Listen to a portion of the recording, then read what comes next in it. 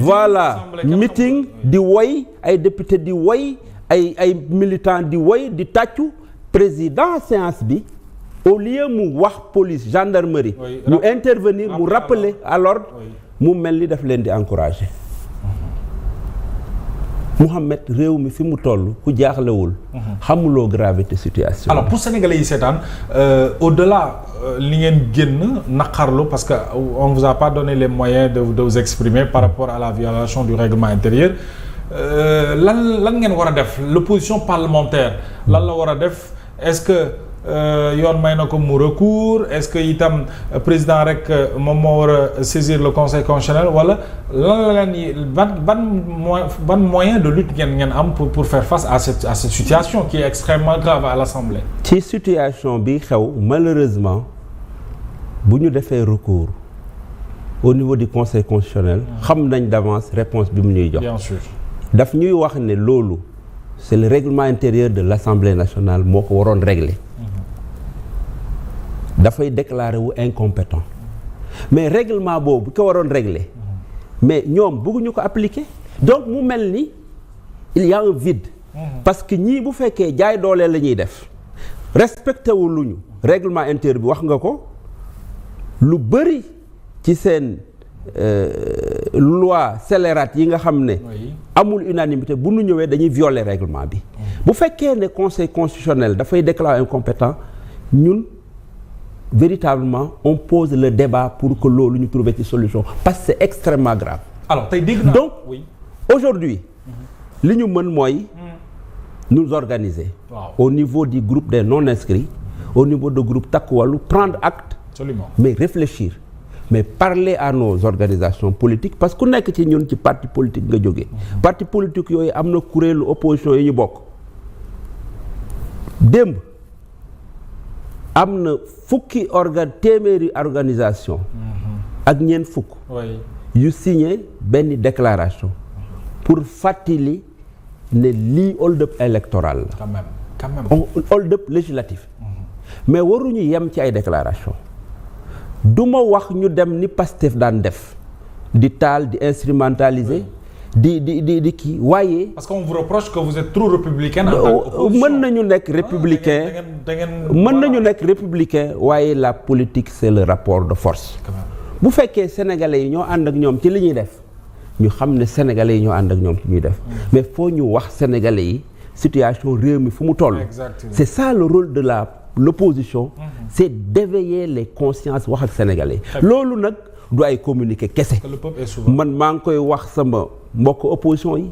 il faut ñu dem wax ak sénégalais yi ñëw def assemblée générale def benn marche balaa nga koo defaat toog 6 mois alors que au même moment les dérives continuent du loolu mooy tax sénégalais yi jóg. sénégalais boo gis mi ngi lay interpeller mais fi may daanele mooy le principal concerné dans cette affaire c'est le président de la République. Justement dégg naa la ce matin nga interpellé ko.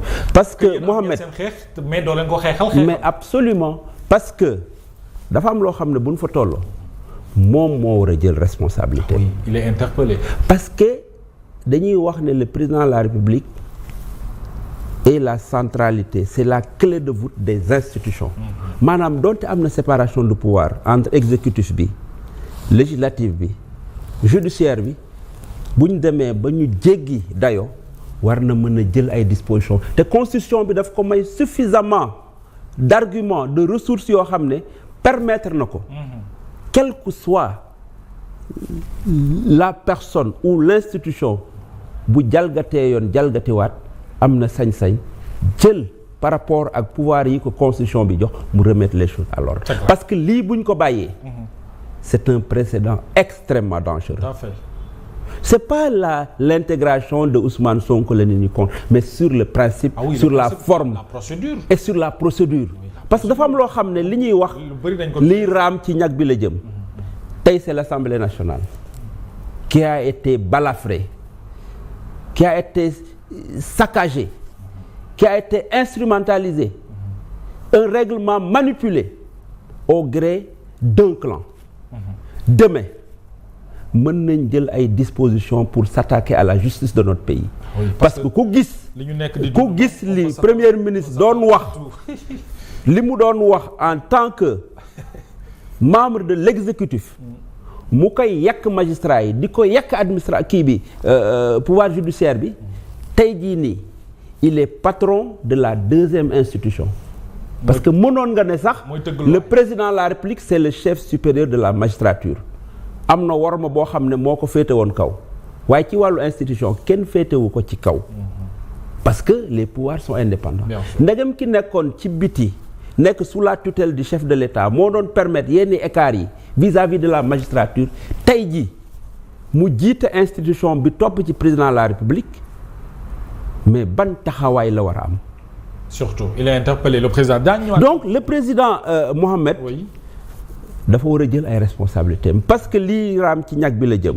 tey assemblée nationale la ñu attaqué. suba mën na doon suba justice suba mën na nekk. le pouvoir dinañ ñëw ci kaw président parce que foog ñu taxaw fa. mais yéen am na ñu ne honorable député lu tax le cas Ousmane Sonko échappé leen. parce que depuis le début le mbir yi xew.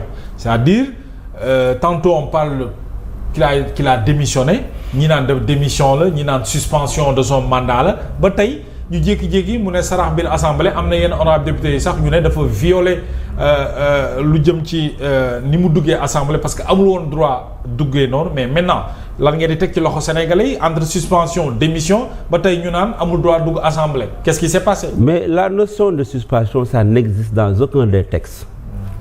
boo demee ci constitution bi. damaa suspendre sama mandat. amul boo demee ci constitution bi amul. boo demee ci règlement intérieur amul boo demee ci code électoral amul démission la ñu wax. donc la nuance n'est pas entre la distinction entre la démission et la suspension. suspension amul. démission la ñuy wax. donc même bu bindoon. suspension ak bu bindoon démission ça ne change rien. c'est les articles concernés de la Constitution et du règlement intérieur et du code électoral ñooy régler question yi. il y a pas de rétroactivité. Ousmane Sonko warul woon dellu si ñun nag c'est pas que daf ñu rëcc. dañu def forcing. parce que bu fekkoon dañu ñëw rek ñu ne dugg na waaye avant moo ñëw sama benn collègue toog na ci plateau fi wax ko démb maa ngi woon ci beneen plateau wax na ko démb suñu collègue takku wàll yi wax nañ ko en dehors même des députés. mais toute la classe politique presque à l'unanimité en dehors du PASTEF gisuma la classe politique ku mën a jóg ne lii teg nañ ko ci yoon. sur le fond et sur la forme ils ont complètement violé les règlements intérieurs de l'Assemblée nationale.